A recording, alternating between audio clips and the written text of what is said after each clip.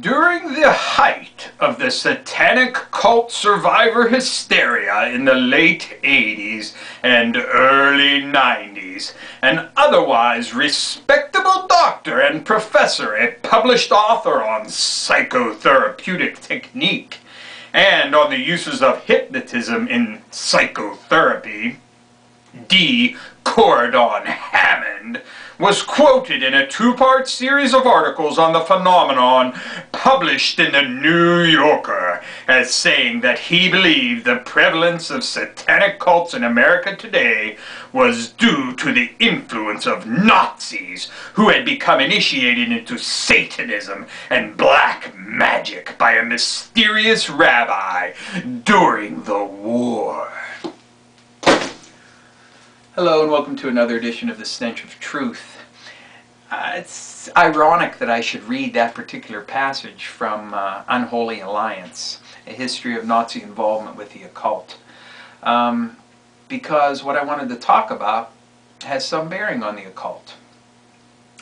This topic came up in conversation between me and a friend of mine the other day when I saw a news report that the Chandra Levy case was moving forward with a possible arrest warrant being issued against the supposed assailant. And he pointed out to me that Chandra Levy and what happened to her was sort of like the catalyst for everything that came afterwards, including the terrorist attacks of 9/11, the destruction of our Constitution, the destruction of our economy, an embroilment in 2 wars, etc. And I can even point back a little bit further and say that maybe our slide began with the murder of Jon Benet Ramsey. And seeing this Chandra Levy thing, and seeing that it looks like they're going to just throw some dope in there and say he did it. This is a guy, remember, the guy that supposedly did this. This guy confessed to killing her, saying that he was paid to do it. He confessed 6 fucking years ago. Okay? But they're just now going to issue an arrest warrant. Sounds like patsy bullshit to me. Or they needed a long time to cover up who the fucker was that was paying them off.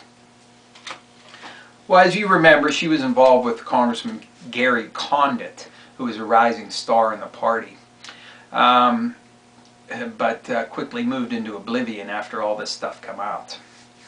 And I'm sure there were a lot of people, myself included, who thought that he had some hand in her disappearance. So we were talking about this, and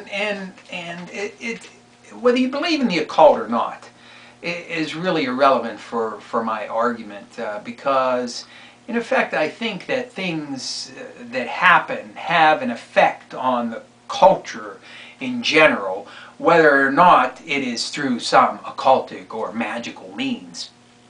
And I think that in a way Chandra Levy and before her Jon Benet Ramsey served as sacrificial victims for the destruction of the United States.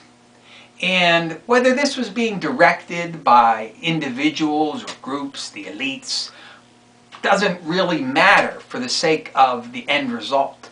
And that is that they so engaged themselves with the very psyche of the people in this country that they served that purpose whether or not they really were that thing itself. In other words, a sacrifice.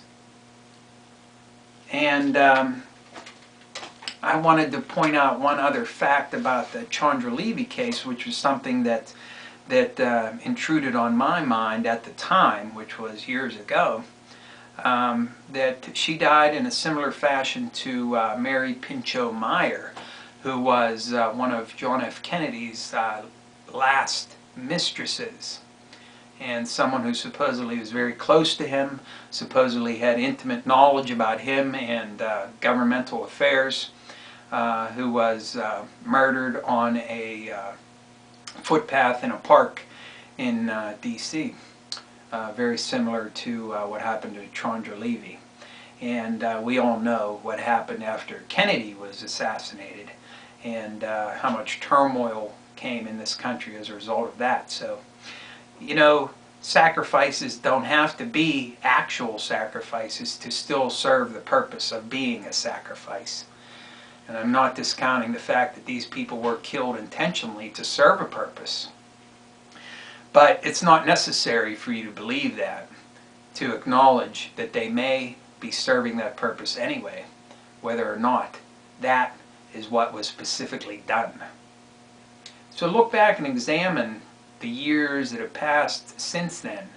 9/11, destruction of our Constitution, 2 wars, you know, countless death, economic destruction, etc. All the things that I've mentioned before, all coming as a direct result of this.